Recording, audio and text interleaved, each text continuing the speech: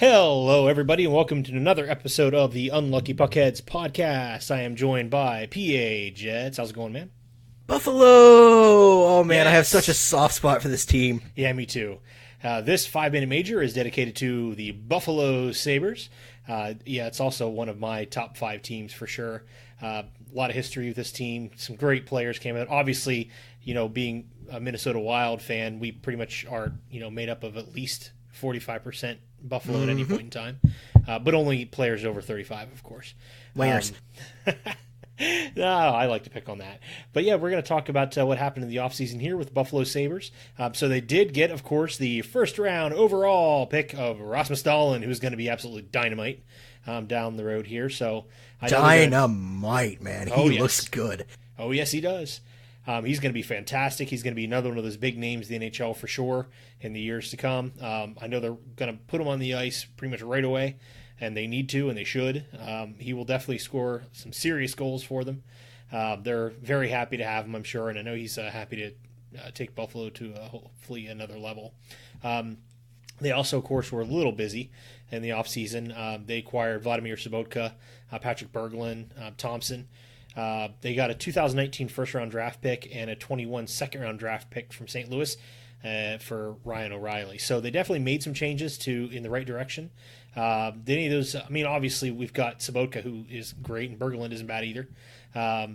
Evidently they really are trying to get some scoring back because that was definitely lacking here the past couple of years. Any thoughts on those names? Buffalo, did you have to give O'Reilly to a Yeah. central team? Seriously, Yeah. guys? Really? I know. We're playing that game? All right, we're gonna send, once our cap is too big, we're gonna send somebody to your division. See how you like it.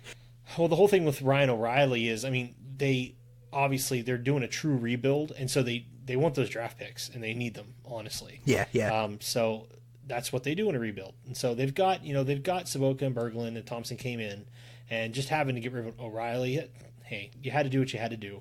But they're headed the right direction. What can I say? They're doing the right thing. The fans. I'm sorry, not the team. The fans. They've witnessing a blow up, and they're witnessing a rebuild now. So I think that Buffalo is going to perhaps start the upswing. I again think they're still probably going to be probably 12, 15 points out this year yet. Perhaps it all depends how things go. You like to say, there's no. How do you word that?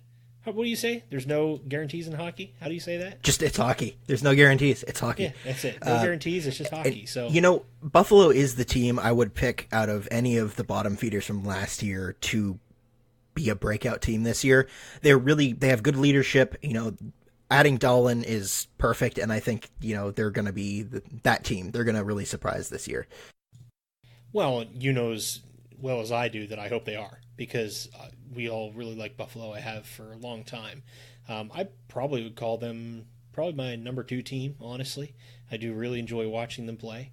And of course, my brother-in-law is, actually a lot of my family is big fans of Buffalo. And so that was sort of the atmosphere that I was in. I was the lone Minnesota Wild fan, but all the games that were watched around our place was Buffalo. So it's exciting, and it's good to see the team headed in the right direction. And so, of course, they did sign Dahlin to a 3-year entry-level contract. They got Carter Hutton for 3 years. They re-signed Hickey. I think they got Scott Wedgwood on a 1-year two-way. That's the goalie. And they got Scott Wilson to a 2-year contract. So they did do some offseason signings as well. I don't think there's anybody on the team that needed re-signed. Was there? Everyone was pretty much covered. Everyone that really was a core part of that group was covered by their contracts this year. There. I thought so. And so how about some internal moves? You see anything coming up here this year at all? Steve Smith got the assistant coach job, which that he's going to do well there. And they needed to kind of mix that up a little bit, and that's another reason that I think that they'll be a little bit more of a breakout, because he's good. He is really good. So he's gonna come in, make a difference, I'm sure. And like I said, if you're a fan of an Eastern team, look out for Buffalo this year. I totally agree. And ever since Palmaville went back there, Palmaville's one of my favorite players, just because of his attitude, and he works hard every game. And of course, they've got Scandy now on defense, and he came from Minnesota as well on a trade. So best of luck to those guys, just because they were Minnesota. So I hope they do really well there in Buffalo, and hope Buffalo really has a good upswing. And I definitely hope, just like you said, they do make the playoffs and hopefully make a decent little run. So if any other thoughts there, PA Jets? Oh no, that's pretty much it. And it's been a long time, since the team of the human domino, Dominik Hasek. So I'm excited for them to finally be good again. And I just want to point out Jack Eichel is going to have a great season. Yes, he will. I mean, Eichel's great. I mean, that's why they've definitely are building a really great team that a couple years down the road is going to look really fantastic.